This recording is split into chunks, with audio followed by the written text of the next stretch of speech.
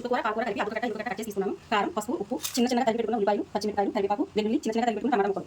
అసలు ఇంగ్రీడియంట్స్ అన్ని ప్రిపేర్ చేసుకున్నాక మనం స్టవ్ ఆన్ చేసుకుందాం. కడాయి పెట్టుకుందాం. ఇప్పుడు ఆయిల్ వేసుకుందాం. ఆయిల్ హీట్ అయిన తర్వాత ముందుగా ఒక చిటికెడు ఆవాలు వేసుకుందాం. ఒక చిటికెడు జీలకర్ర వేసుకుందాం. ఒక 2 వెల్లుల్లి వేసుకుందాం. అదే మనం వెల్లుల్లి వంచి పెట్టుకున్నాం కదా, ఇది దంచుకుని వేసుకుంటే చాలా టేస్ట్ ఉంటుంది. మీకు ఇష్టం లేకపోతే ఇలా వేసుకోవచ్చు. కరివేపాకు, పచ్చిమిర్చి కూడా వేసుకుందాం.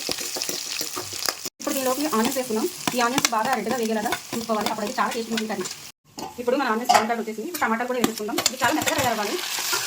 ఇప్పుడు ఇది చాలా మెత్తగా కుక్ అయిపోయిందండి. మనము 3-4 సార్లు వాష్ చేసి పెట్టుకున్న చుక్కకూర అలాగే పాలకూర కలిపి ఇందులో వేసి ఆయిల్ అనేది తక్కువ తీసుకున్నాను. కావాలంటే కొంచెం ఎక్కువైనా తీసుకోవచ్చు. ఇది ఇప్పుడు ఒక నిమిషం, ఒక 2 సెకండ్ పాటు మూత పెట్టేద్దాం. ఇప్పుడు ఇది ఇలా అయితే రెడీ అయిపోయింది. ఇప్పుడు దీన్ని ఇంకా మెత్తగా అయిన తర్వాత అప్పుడు మనం ఉప్పు కారం యాడ్ చేసుకుందాం. ఇప్పుడు చూడండి ఎంత బాగా కుక్ అయిందో మెత్తగా. ఇప్పుడు దీన్ని మనం రెడీ చేసి పెట్టుకుని ఉప్పు కారం వేసుకుందాం. కారం యాక్చువల్గా ఎంత రావద్దంతా టేస్ట్ కాబట్టి వేసుకోండి కూడా. ఇప్పుడు దీన్ని మళ్ళీ ఒక్క సెకండ్ అలా మూత పెట్టుకుని తీసుకుందాం. కర్రీ అనేది పూర్తిగా రెడీ అయిపోయిందండి. చూడండి ఎంత బాగా కనిపిస్తుందో. ఇది అన్నంతో కనుక తింటే చికెన్ అవి ఏం కూడా తినాలనిపించదు. అంత రుచిగా ఉంటుంది. నేనైతే పక్కా పర్ఫెక్ట్గా చెప్తాను. ఎందుకంటే నేను ఇది ఇలాగా ఒక 10 సార్లు చేసుకుని తిని ఉంటాను. అంత రుచిగా ఉంటుంది కర్రీ. ట్రై చేయండి. నా వీడియో నచ్చితే.